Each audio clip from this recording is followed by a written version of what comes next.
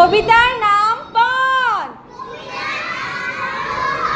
সকালে উঠিয়া আমি মনে মনে বলি, সারাদিন আমি যেন ভালো হয়ে চলি। আদেশ করেন যাহা মোর গুরুজনে, আমি যেন সেই কাজ করি ভালো মনে। One more time. সকালে উঠিয়া আমি মনে মনে বলি, সারাদিন আমি যেন ভালো হয়ে চলি। আদেশ করেন যাহা